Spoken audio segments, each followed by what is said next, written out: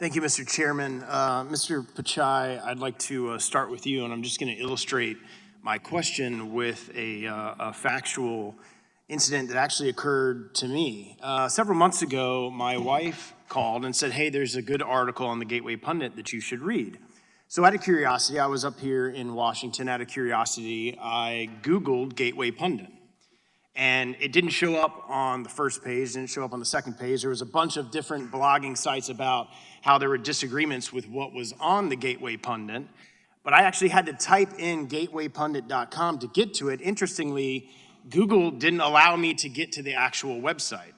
That was a couple of months ago, before this hearing was set to be heard, before this hearing was noticed, before you knew that you would be appearing before us today, and that this is an issue that obviously conservatives and Republicans have had.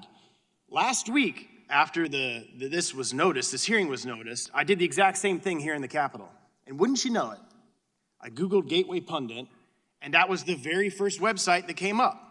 Now, this isn't from a constituent in my district. This isn't from somebody telling me. This isn't a news report. I actually physically did this on my laptop here in the Capitol several months ago and then today. So clearly, something had happened between not being notified that you were going to be appearing before our committee and then last week knowing that you would be appearing before our committee, and suddenly conservative websites are now at the top of the bar when you search for them. So was there anything done at Google between a couple of months ago and last week or the week before you appearing today that has changed your approach to silencing conservative websites?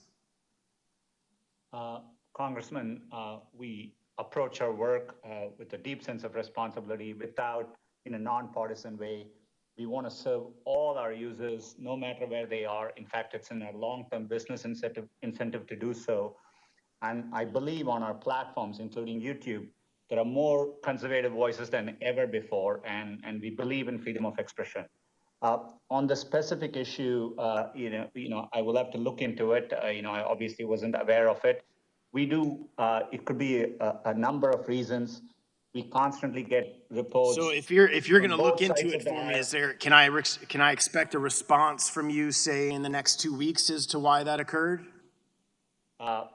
Congressman, we'll do our best to follow up, and I'll engage with your office to okay, we'll follow up on that. I've got a similar question. So I've been in elected politics for almost 10 years.